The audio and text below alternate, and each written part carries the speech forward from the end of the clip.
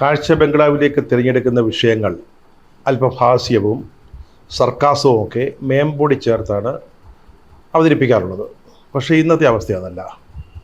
വളരെ ദുഃഖത്തോടും പ്രതിഷേധത്തോടും ലജ്ജയോടും കൂടിയാണ് ഞാൻ ഇന്നത്തെ വിഷയം അവതരിപ്പിക്കുന്നത്. അതൊരു പ്രസംഗമാണ്. നമ്മുടെ പ്രധാനമന്ത്രി രാജസ്ഥാനിൽ കഴിഞ്ഞ ദിവസം നടത്തിയ ഒരു പ്രഭാഷണം, അതൊരു തെരഞ്ഞെടുപ്പ് പ്രചാരണ യോഗത്തിലായിരുന്നു. അത് ഇന്ത്യ കഴിഞ്ഞ 2 ദിവസമായിട്ട് വളരെ സജീവമായിട്ട് ചർച്ച ചെയ്തുകൊണ്ടിരിക്കുകയാണ്. നമ്മൾ ഈ പങ്ക്തിയിൽ അത് ഒരു വിഷയമായി എടുത്ത് സംസാരിക്കുന്നില്ലെങ്കിൽ അത് നമ്മുടെ ഭാഗത്തു നിന്നുള്ള ഒരു കൃത്യവിലോപമാവും എന്ന തോന്നലുള്ളത് കൊണ്ടാണ് അത് നമ്മൾ ചർച്ചയാക്കുന്നത്. അല്ലെങ്കിൽ ആ കുറ്റബോധം മനസ്സിൽ കടക്കും. രാജസ്ഥാനിലെ ബൻസ്വാര എന്ന് പറയുന്ന ഒരു ചെറു പട്ടണത്തിലാണ് ഈ വിവാദ വിഷയമായ പ്രസംഗം നമ്മുടെ പ്രധാനമന്ത്രി നടത്തുന്നത്. തെക്കൻ രാജസ്ഥാനിലാണ് ഈ സ്ഥലം. ഒരു ചെറിയ പട്ടണമാണ്, പക്ഷേ അത് ഗ്രീൻ സിറ്റി എന്നാണ് അറിയപ്പെടുന്നത്. കാരണം മരുഭൂമി കൂടുതലുള്ള രാജസ്ഥാനിൽ ഏറ്റവും പച്ചപ്പുള്ള ഒരു പ്രദേശമായിട്ടാണ് ബൻസ്വാഡ അറിയപ്പെടുന്നത്. രാജസ്ഥാനിലെ ചിറാപുഞ്ചി എന്നും അതിനെ വിശേഷിപ്പിക്കും. രാജസ്ഥാനിൽ പൊതുവെ മഴ കുറവ് ലഭിക്കുന്ന ഒരു സംസ്ഥാനമാണ്. അവിടെ ഏറ്റവും കൂടുതൽ മഴ കിട്ടുന്ന ഒരു പ്രദേശമായതുകൊണ്ടാണ് രാജസ്ഥാനിലെ ചിറാപുഞ്ചി എന്ന് അതിനെ വിളിക്കുന്നത്. അവിടെ നല്ല മഴ കിട്ടുന്നത് കൊണ്ട് തന്നെ ഒരു ഹരിതാപമായ ഒരു പ്രകൃതിയും പരിസ്ഥിതിയൊക്കെയാണ് അവിടെയുള്ളത്.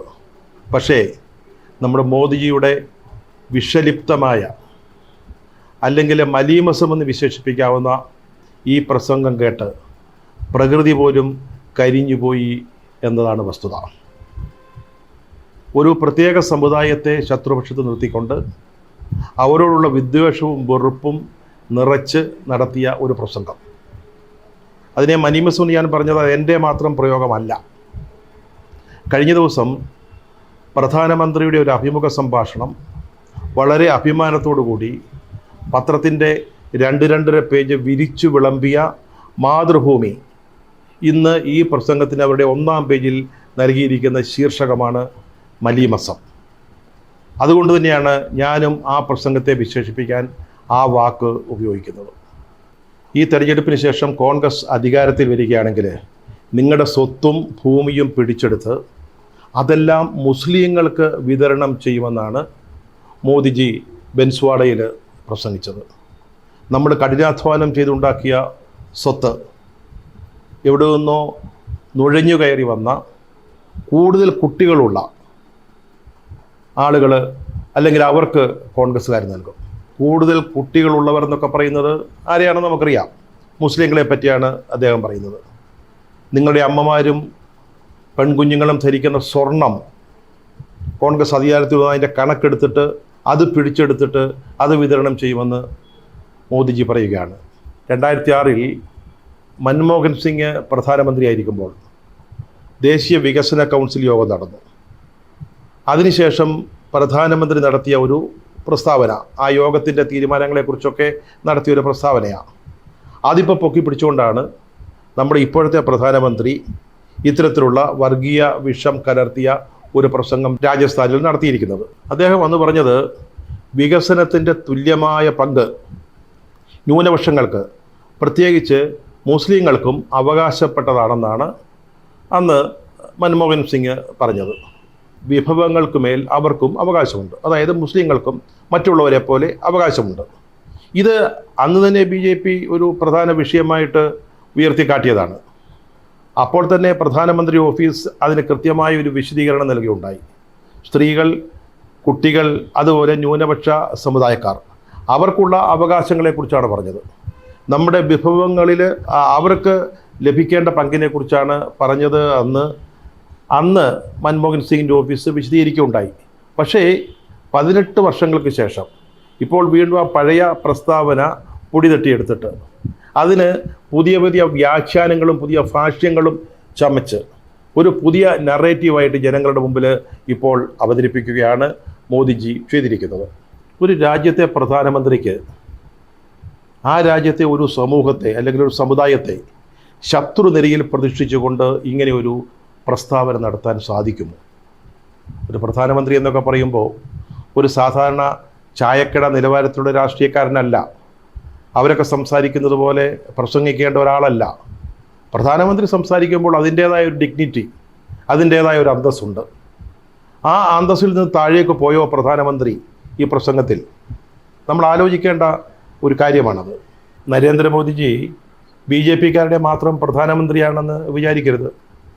അദ്ദേഹം 141 കോടി ഇന്ത്യക്കാരുടെ പ്രധാനമന്ത്രിയാണ്, ഈ മുഴുവൻ പേരുടെയും പ്രധാനമന്ത്രിയാണ്. അതിൽ 21 കോടി മുസ്ലിങ്ങളാണ്, അവരുടെയും കൂടെ പ്രധാനമന്ത്രിയാണ്. അതുമാത്രമല്ല, BJP ഓർക്കേണ്ട ഒരു കാര്യമുണ്ട്. കഴിഞ്ഞ ലോക്സഭാ തെരഞ്ഞെടുപ്പിൽ BJP-ക്ക് വെറും 37.7% മാത്രമാണ് വോട്ട് കിട്ടിയത്.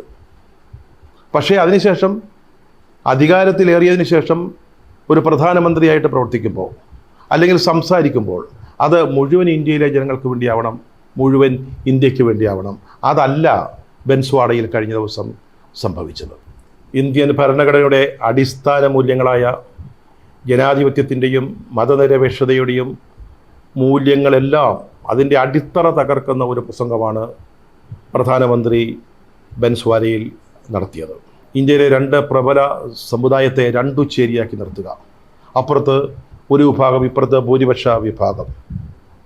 എന്നിട്ട് പ്രധാനമന്ത്രി പറയുകയാണ്, കോൺഗ്രസ് ജയിച്ചാൽ ഈ ഭൂരിപക്ഷ വിഭാഗത്തിൻ്റെ സ്വത്തും ഭൂമിയും എടുത്ത് ഈ ന്യൂനപക്ഷ വിഭാഗത്തിന് നൽകുമെന്ന്. ഇതുകൊണ്ട് എന്താണ് ഉദ്ദേശിച്ചത്? ഈ 2 സമുദായങ്ങളെ തമ്മിൽ കൂടുതൽ അകറ്റാമെന്നല്ലാതെ, ഇവർ തമ്മിൽ കൂടുതൽ സ്പർദ്ധ ഉണ്ടാക്കാമെന്നല്ലാതെ ഈ പ്രസംഗത്തിൻ്റെ ഉദ്ദേശം എന്തായിരുന്നു? മതസ്പർദ്ധ വർദ്ധിപ്പിക്കുന്ന ഒരു പ്രസംഗം. എങ്ങനെയും 4 സീറ്റുകൾ ഈ തെരഞ്ഞെടുപ്പിൽ നേടുക, ആ ഉദ്ദേശത്തോടുകൂടിയുള്ള ഒരു നീക്കമായിട്ട് വേണം നമ്മൾ പ്രധാനമന്ത്രിയുടെ പ്രസംഗത്തെ കാണേണ്ടത്. കഴിഞ്ഞ ദിവസം സൂററ്റിൽ BJP നേടിയൊരു മാന്ത്രിക വിജയമുണ്ട്. BJP-യുടെ സ്ഥാനാർത്ഥി എതിരില്ലാതെ തിരഞ്ഞെടുക്കപ്പെട്ട ഒരു വിശേഷപ്പെട്ട ഒരു നേട്ടം. ഇതൊക്കെ ജനാധിപത്യത്തിൻ്റെ അടിത്തറ തകർക്കുന്ന അല്ലെങ്കിൽ കടയ്ക്കൽ കത്തിവയ്ക്കുന്ന നടപടികളായിട്ടാണ് നമ്മളിതിനെ കാണേണ്ടത്. വാസ്തവത്തിൽ BJP-ക്ക് തെരഞ്ഞെടുപ്പിലെ വിജയത്തെക്കുറിച്ച് അല്പം ആധിയും പേടിയും ഒക്കെ തുടങ്ങിയിട്ടുണ്ട് എന്നാണ് ഇതിൽ നിന്നൊക്കെ മനസ്സിലാക്കേണ്ടത്. വികസനം പറഞ്ഞ് വോട്ട് നേടാൻ ആവില്ല എന്നവർക്കറിയാം. അതുകൊണ്ട് കൂടുതൽ കടുത്ത വർഗീയ വിഷം കുത്തിവയ്ക്കേണ്ടതുണ്ട്. അവർ നേരത്തെ വിചാരിച്ചത് രാമ ജന്മഭൂമിയിൽ ക്ഷേത്രമുയർന്നു, അത് ഉപയോഗിച്ച് അത് മുതലെടുത്തുകൊണ്ട് വോട്ട് നേടാമെന്ന് വിചാരിച്ചു.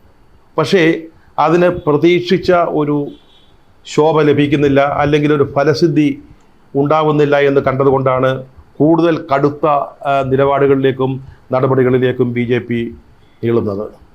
ഒരു ക്ഷേത്രമുണ്ടാകണമെന്ന്, അല്ലെങ്കിൽ അയോധ്യയിൽ ക്ഷേത്രമുണ്ടാകണമെന്ന് ഒരു വലിയ വിഭാഗം ഹിന്ദു വിഭാഗത്തിൻ്റെ ആവശ്യമായിരുന്നു. അത് വന്നു കഴിഞ്ഞു. വന്നപ്പോഴേക്കും അതിൻ്റെ ഒരു പ്രാധാന്യം അവർക്ക് നഷ്ടപ്പെട്ടു. അതിൻ്റെ പേരിൽ ഇനി ഏറെ വോട്ട് ലഭിക്കുക അസാധ്യമാണെന്ന് മനസ്സിലാക്കുമ്പോഴാണ് ബൻസ്വാഡയിലെ പ്രസംഗം പോലെയുള്ള കാര്യങ്ങൾ ഉണ്ടാവുന്നത്. ഇനി വർഗീയതയുടെ ഒരു ഹൈഡോസാണ് വേണ്ടത്. അതിന് കൊടും വിഷം കുത്തിവെക്കണം.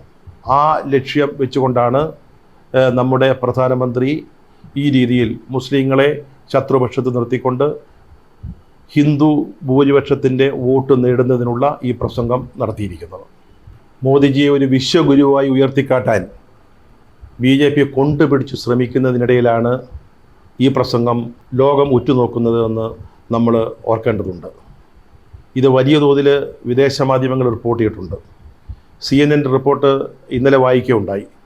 വളരെ വിശദമായിട്ട് തന്നെ ബൻസ്വാഡയിലെ പ്രസംഗം CNN റിപ്പോർട്ട് ചെയ്തിരിക്കുന്നു. ഇതൊക്കെ ലോകം ശ്രദ്ധിച്ചുകൊണ്ടിരിക്കുകയാണ്. എങ്ങനെയാണ് ഇന്ത്യയുടെ നേതൃത്വം ഓരോ വിഷയങ്ങളിലും ചിന്തിക്കുന്നത് എന്നുള്ളതിൻ്റെ ഒരു ഉദാഹരണമായിട്ടായിരിക്കും ലോകം ഇതിനെ കാണുക. ജാതിയുടെയും മതത്തിൻ്റെയും വർഗത്തിൻ്റെയും വർണ്ണത്തിൻ്റെയും പേരിലുള്ള വ്യത്യാസങ്ങളൊക്കെ ലോകത്തിലെ മിക്ക വികസ്വര രാജ്യങ്ങളും മറന്നു കഴിഞ്ഞു. അതിനപ്പുറത്തേക്കാണ് ഇപ്പോൾ ലോകം അതിവേഗം യാത്ര ചെയ്തുകൊണ്ടിരിക്കുന്നത്. അമേരിക്കയിൽ, ഏറ്റവും വികസിത രാജ്യമായ യുണൈറ്റഡ് സ്റ്റേറ്റ്സ് ഓഫ് അമേരിക്കയിൽ ഒരു കറുത്ത വർഗ്ഗക്കാരൻ അവരുടെ പ്രസിഡൻ്റായി.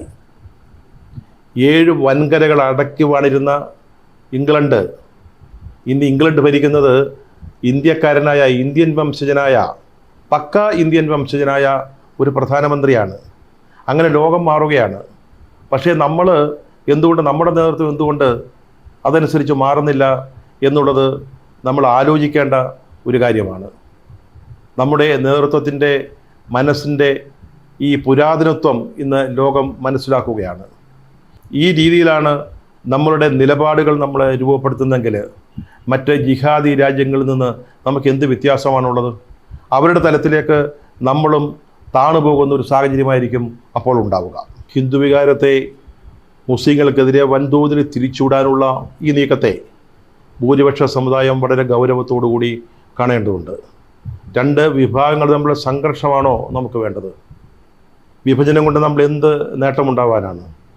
ഒരിക്കലും ഈ രാജ്യം വിഭജിക്കപ്പെട്ടതാണ്. അതിൻ്റെ ദുരന്തഫലങ്ങൾ ഇപ്പോഴും അവസാനിച്ചിട്ടില്ല.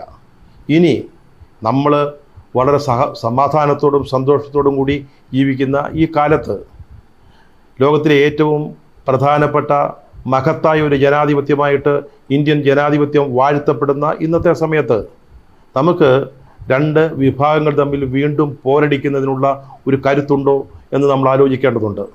അത്തരത്തിൽ മതസ്പർദ്ധ ഉണ്ടാക്കാനുള്ള നീക്കങ്ങളെ വളരെ ഗൗരവത്തോടെ കണ്ട് നമ്മുടെ പരാജയപ്പെടുത്തുക തന്നെ ചെയ്യേണ്ടതുണ്ട്. വളരെ വാചാലമായ ഒരു നീക്കമാണ് നമ്മൾ രാജസ്ഥാനിൽ കണ്ടതെങ്കിൽ മുസ്ലിങ്ങൾക്കെതിരെ, മണിപ്പൂരിൽ വളരെ ശ്രദ്ധാപൂർവമായ ഒരു മൗനമാണ് നമ്മൾ കഴിഞ്ഞ ദിവസങ്ങളിലൊക്കെ അനുഭവിച്ചത്. അവിടെ ഒരു സമുദായത്തെ നിഷ്കാസനം ചെയ്യുന്നതിന് അല്ലെങ്കിൽ ഉന്മൂലനം ചെയ്യുന്നതിന് സർക്കാരിൻ്റെ ഭരണകൂടത്തിൻ്റെ ഒത്താശയോടെ നടന്ന പ്രവർത്തനങ്ങൾ. മണിപ്പൂരിൽ നൂറുകണക്കിന് ആളുകൾ മരിച്ചു, നൂറുകണക്കിന് ദേവാലയങ്ങൾ കത്തിച്ചാമ്പലാക്കി, ആയിരക്കണക്കിന് സ്ത്രീകൾ ബലാത്സംഗത്തിനിരയായി. എന്നിട്ട് പോലും അവിടെ നടക്കുന്ന കലാപത്തെക്കുറിച്ച് അല്ലെങ്കിൽ വംശ ഉന്മൂലനത്തെക്കുറിച്ച് ഒരു വാക്കെങ്കിലും പറയാൻ നമ്മുടെ പ്രധാനമന്ത്രി ഇതുവരെ തയ്യാറായിട്ടില്ല. അവിടെ പോകാനോ കാര്യങ്ങൾ നേരിട്ട് കാണാനോ പരിഹാരം നിർദ്ദേശിക്കാനോ അദ്ദേഹത്തിൻ്റെ ഭാഗത്തു നിന്ന് യാതൊരു നടപടിയും ഉണ്ടായിട്ടില്ല. അതുപോലെ തന്നെയാണ് ഞാൻ നേരത്തെ സൂചിപ്പിച്ച സൂറത്തിലെ തെരഞ്ഞെടുപ്പ് വിജയം. അവിടെ BJP വളരെ അത്ഭുതകരമായ രീതിയിൽ എതിരില്ലാതെ തിരഞ്ഞെടുക്കപ്പെട്ടിരിക്കുകയാണ്. അവിടെ കോൺഗ്രസ്സിന് ഒരു പ്രധാന സ്ഥാനാർത്ഥിയും ഡമ്മി സ്ഥാനാർത്ഥിയും ഉണ്ടായിരുന്നു. അവരുടെ പത്രികകളിൽ ഒപ്പുവെച്ച ആളുകൾ 3 പേര് വീതമാണ് ഒരു പത്രികയിൽ ഒപ്പുവെച്ചത്. അവർ പിന്നീട് ഭരണാധികാരിയുടെ മുമ്പിൽ ഹാജരായി ഞങ്ങളല്ല വോട്ട് ചെയ്തതെന്ന് ഒരു സത്യവാങ്മൂലം നൽകുകയാണ്. ഈ 2 പത്രികകൾ ഭരണാധികാരി തള്ളുന്നു. BSPക്ക് ഒരു സ്ഥാനാർത്ഥി ഉണ്ടായിരുന്നു, അതുപോലെ 7 സ്വതന്ത്രന്മാരുണ്ടായിരുന്നു. ഇവരെല്ലാം അത്ഭുതകരമായ വേഗത്തിൽ മാന്ത്രികനായ മാൻഡ്രേക്കിൻ്റെ അംഗവിക്ഷേപങ്ങൾക്കനുസരിച്ച് വിസ്മയകരമായ പല കാര്യങ്ങളും സംഭവിക്കുന്നത് പോലെയാണ് സൂറത്തിൽ ഈ പത്രിക പിൻവലിക്കുന്ന ദിവസം സംഭവ വികാസങ്ങൾ അരങ്ങേറിയത്. ഇതൊക്കെ വളരെ നിസ്സാരമായിട്ട് നമുക്ക് കാണാൻ പറ്റുമോ? കോൺഗ്രസിൻ്റെ 2 പത്രികകളിൽ ഒപ്പിട്ട 6 പേര് അവർ കോൺഗ്രസ് നേതൃത്വത്തിന് അറിയാത്ത ആളുകളല്ല. പിന്നെ എങ്ങനെയാണ് അവരുടെ സത്യവാങ്മൂലം ഞങ്ങളല്ല ഒപ്പിട്ടത് എന്ന് പറയുന്ന അഫിഡാവിറ്റ് ഭരണാധികാരിക്ക് കിട്ടുന്നത്? അല്ലെങ്കിൽ 7+1 സ്ഥാനാർത്ഥികൾ, ഒരു BSP, ഒരു 7 സ്വതന്ത്രർ, അവരെങ്ങനെയാണ് പെട്ടെന്ന് പത്രിക പിൻവലിക്കുന്നത്? ഇതാണ് ഇപ്പോൾ നമ്മൾ കാണുന്ന ജനാധിപത്യം. 3-4 സീറ്റിന് വേണ്ടി എന്ത് നാറിയ പണികളും ചെയ്യും എന്ന തലത്തിലേക്ക് നമ്മുടെ രാഷ്ട്രീയം ഊപ്പുകുത്തി കഴിഞ്ഞിരിക്കുകയാണ്. ഇതൊക്കെ മനസ്സിലാക്കി ഇന്ത്യയിലെ വോട്ടർമാർ ബുദ്ധിപൂർവ്വം പ്രവർത്തിക്കുന്നില്ലെങ്കിൽ നമ്മുടെ ജനാധിപത്യം ഒരു പഴങ്കഥയായി മാറിയേക്കാം.